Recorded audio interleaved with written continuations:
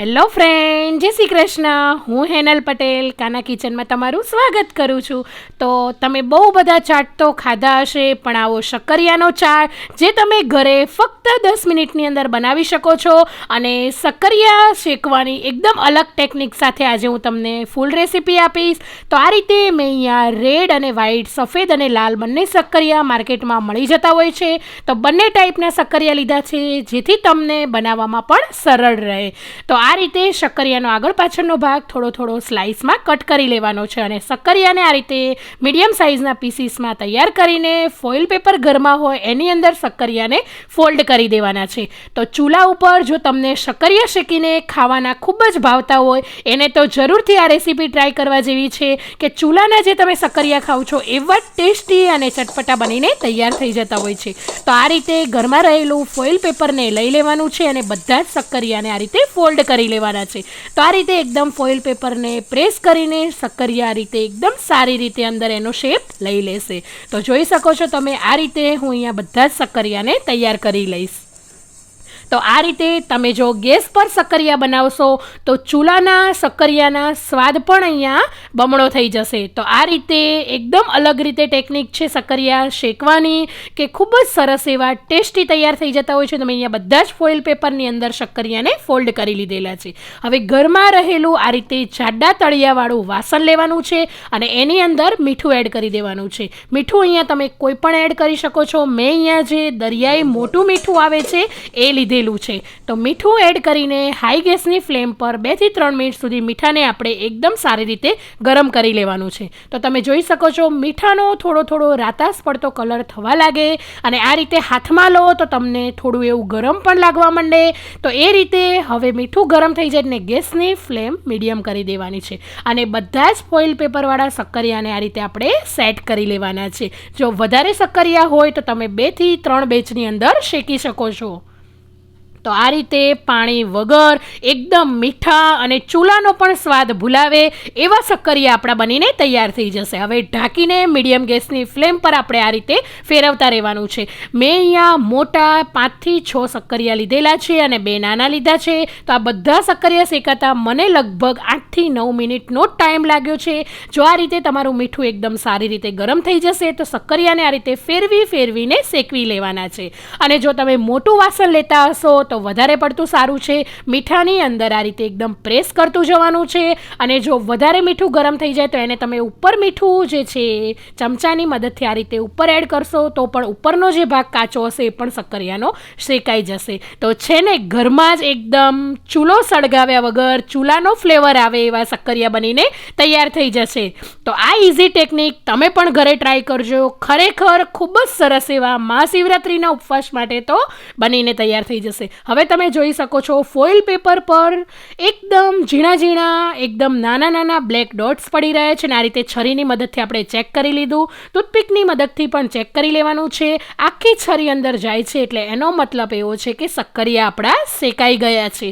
તો આ રીતે તમે શક્કરિયા શેકશો તો એકદમ સરસ એવા શક્કરિયા શેકાઈ જશે અને 8 થી 9 મિનિટની અંદર બધા જ શક્કરિયા આપણા શેકાઈને તૈયાર થઈ ગયા છે.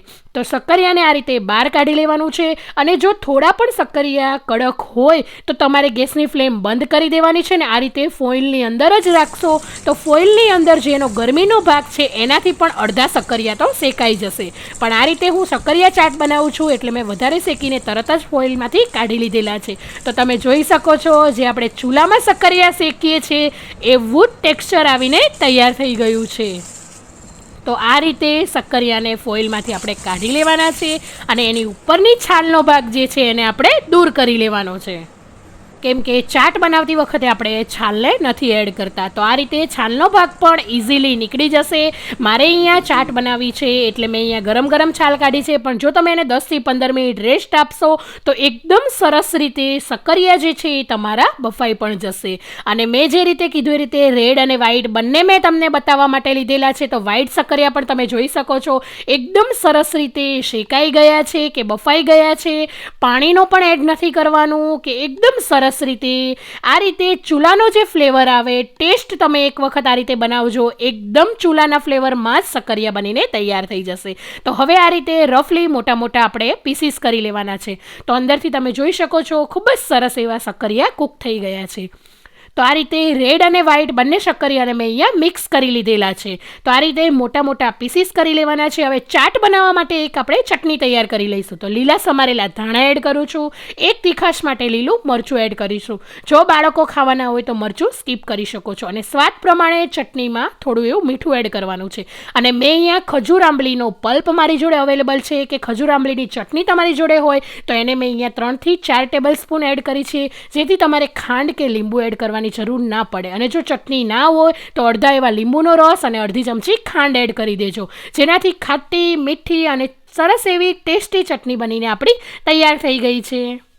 તો આપણો સક્કરિયાનો ચાટ બનાવવા માટેની ચટણી પણ તૈયાર છે. તો આ રીતે તમે પણ ચટણી બનાવશો તો સ્ટ્રીટ સ્ટાઇલ સક્કરિયા એકદમ સરસ એવા બનીને તૈયાર થઈ જશે. તો ચાલો હવે સક્કરિયાનો ચાટ બનાવવાની રેસીપી શરૂ કરી લઈએ. તો બધા જ જે આપણે પીસીસ કરેલા સક્કરિયા છે એને આપણે એક બાઉલની અંદર આ રીતે એડ કરી દેવાના છે.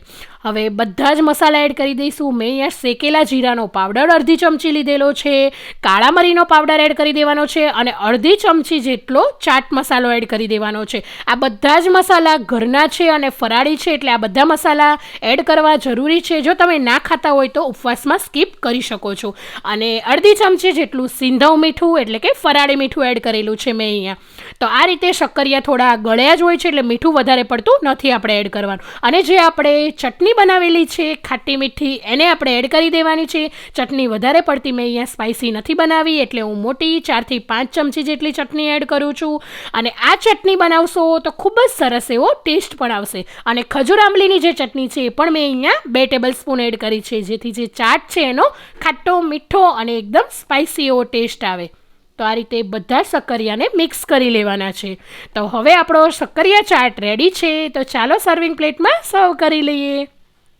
તો આ રીતે એકદમ સરસ એવી સક્કરિયા શેકવાની અલગ જ રીતે, અને તમે પણ આ રીતે સક્કરિયા શેકીને આ રીતે ચાટ બનાવશો તો ટેસ્ટી ચટપટો ચાટ બનીને તૈયાર થઈ જશે. તો ગ્રીન રેડ ચટણી ઉપરથી આપણે આ રીતે એડ કરી દેવાની છે. તીખાશવાળું મેં જે રીતે કીધું એ રીતે, તો તમે તીખાશવાળું વધારે ખાવા ઈચ્છતા હોય તો તીખી ચટણી પણ તમે બનાવીને એડ કરી શકો છો. ઉપરથી દાડમના દાણા એડ કરી દેવાના છે, જેથી ચાટનો અલગ જ વધારે પડતો સ્વાદ આવી જતો હોય છે.